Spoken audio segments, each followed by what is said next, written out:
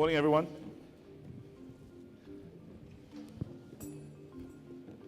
Try not to fall off this thing. It's a bit of a balancing act. It's a very, very, very... You need some serious skills to stay on. Morning, Fernando. Good morning, Victor. How are you? Fine, thanks. Nice so to nice see you. to see you again. Thank you. Yeah. I mean, we'll just jump straight into it. Yeah. Yeah. Starting with the serious, very serious stuff. And this is really weird because not a lot of people know this about you. So I'm about to expose some interesting private stuff, some dark secrets. Okay. You're interested in motorsports, and you have a really serious, passionate engagement with sports. I do, actually, yes. I spent almost 20 years of my life doing more about racing cars than I did about anything else. And so, I mean, I had a job, and I had a family and children, and all of that came second, right? That was nowhere near being important to me. Yeah. What was important to me was driving racing cars as fast as I could. It's only natural. That's only natural. It is only natural, but I think it has something to do with the precision and the consistency of actually, as you go around a racetrack, you really have to optimize the lines that you take. And so it probably appealed to my ADD or OCD or some other problem that I have inherently, which is that I want everything to always be perfect and I want everything to always be smooth.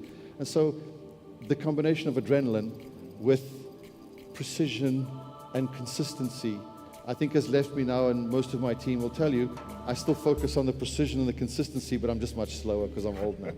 That's a really, really nice segue into lessons for business and for startups and entrepreneurs from that world where precision and being really exact are so important. Yeah, I think through my career, there was a point in my career some 14, 15 years ago, and for those of you that will remember, there was a time when this thing called the internet bubble went poof. So I took a gamble, and we actually did a startup in 1999, and we went out and raised $15, $20 million worth of funding, and sat down with the group of VCs on September 11th and was signing the agreement, and somebody pointed to the TV and said, "Oh, look, a building has just collapsed." And so that was a very interesting scenario because, of course, we know that the economic world and investment world kind of went through a bad time after that. And so the lesson is, if you're going to do something in this space, if you're going to do a startup, I mean, Victor, you know this too, but, be so laser focused on what it is that you want to do, but be absolutely crystal clear in communicating what it is that you want to do. Because I think nothing appeals more to an investor or a mentor or a funder or somebody who actually just wants to believe in you than you being able to articulate really what it is you want to do. And so the lesson is, please don't talk about 5 things. I know it sounds impressive. Yeah. Ultimately, it isn't. I hope the people who are going to pitch today are listening. Be singular, be focused, and stick to that key message. Absolutely, and be consistent and repeat. Say the same.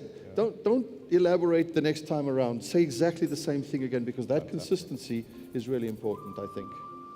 I'm sure we'll have someone on stage at some point who will say bye, or something like that over and over again. Let's talk a bit about For Africa. Okay. Yeah.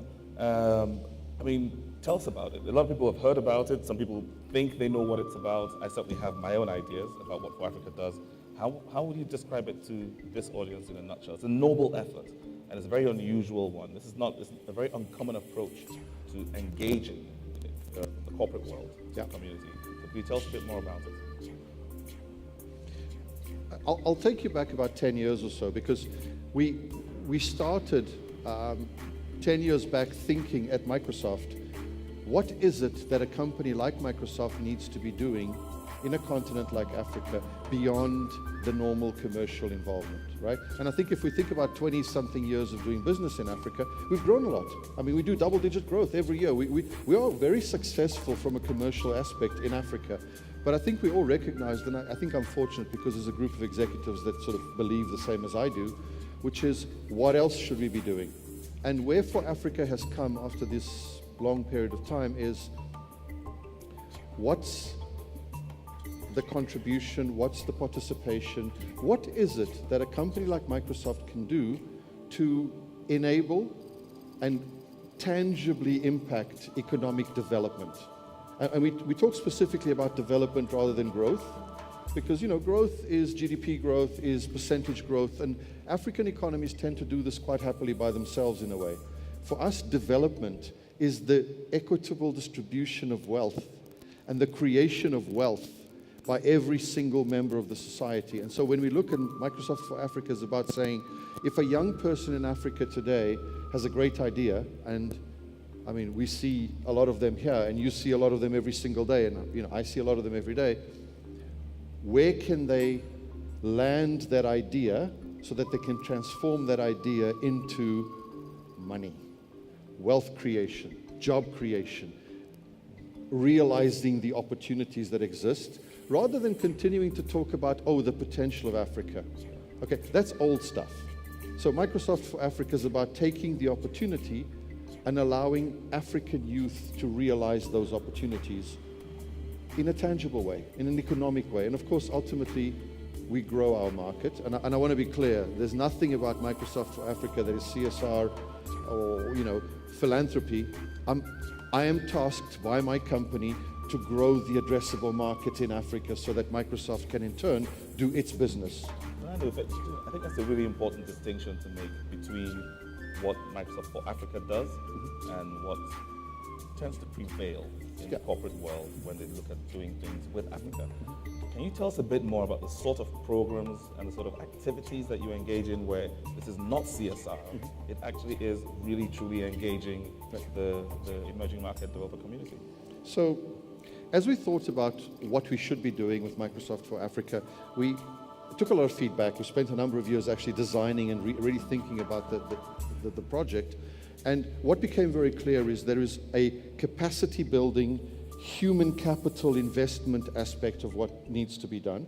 There is the innovation aspect, and then there is the affordability of access to technology, right? And so tangibly, if we think about access, we started about a year and a half, almost 2 years ago, doing a very small pilot project in Kenya around the TV white spaces network broadband access. Today, we've moved that commercially into 7 countries in Africa. We have another 14 lined up that want to engage with us. And it's not about creating a network. It's about creating businesses that will use the network as a means to address a bigger market. It's about using a network to deliver primary healthcare services to citizens in those areas, right? It's about creating a network that enables students to actually access content online, but when they leave campus and they go home, they can still be online in an affordable way, not a free way, but an affordable way. Fantastic. Yeah. That's extraordinary. You know, you've come from the world of startups, the corporate world.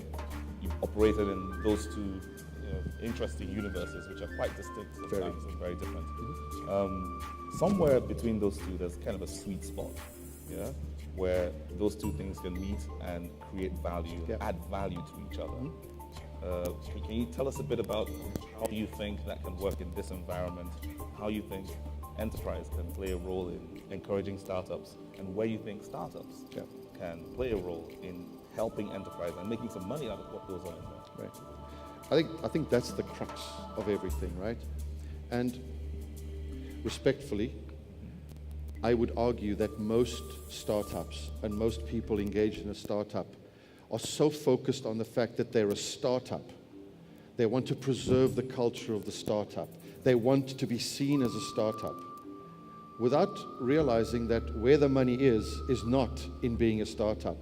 Where the money is in the consumption of services and the delivery of services and the creation of services, which, by the way, if an enterprise has been operating for 30 or 50 or 100 years, they've obviously got that formula right. They've understood how to do that. They're doing something. Yeah, they're doing something with it, right? And so the enterprise space has gone too far out on a limb, and they've forgotten what it's like to be a startup.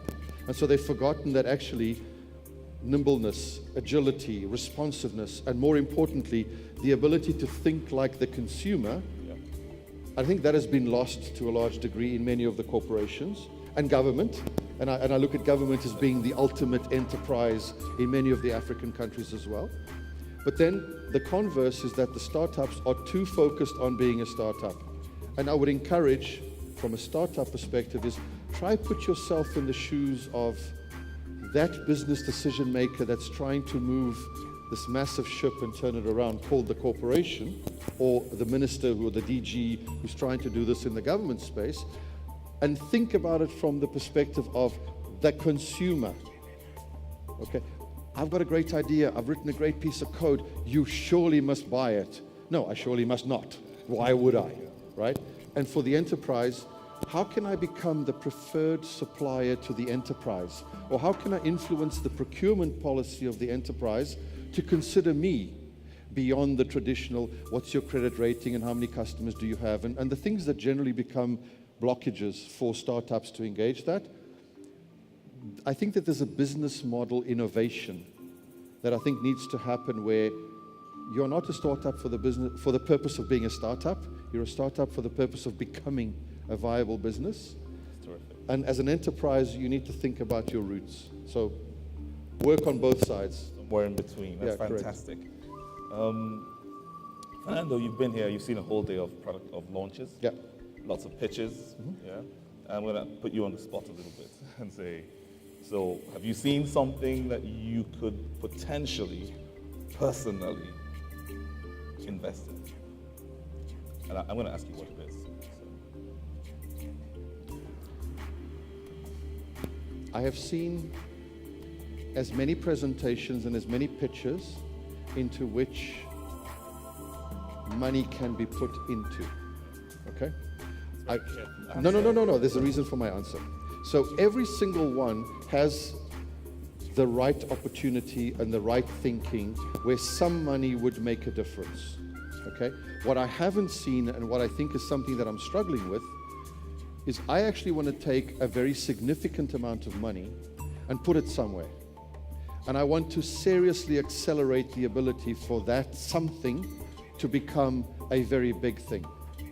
And what I haven't seen, and this is just, an observation, it feels to me that the thinking is very short term, it's very immediate.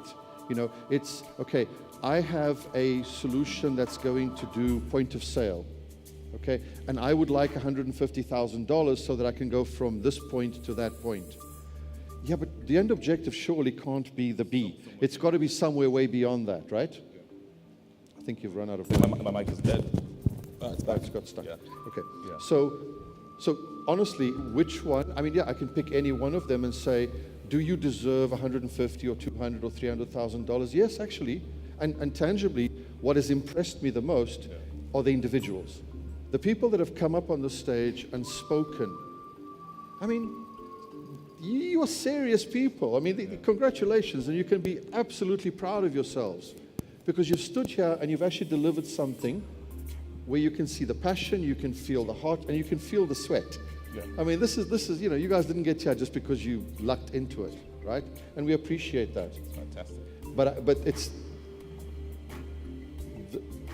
the big leagues. The next step beyond the immediate needs. Beyond the immediate need. I would encourage every single one of the entrepreneurs to understand that the conversation needs to be a little bit further ahead than just being a good idea. I think that's a really, really important point. I hope some people take this to heart and apply it.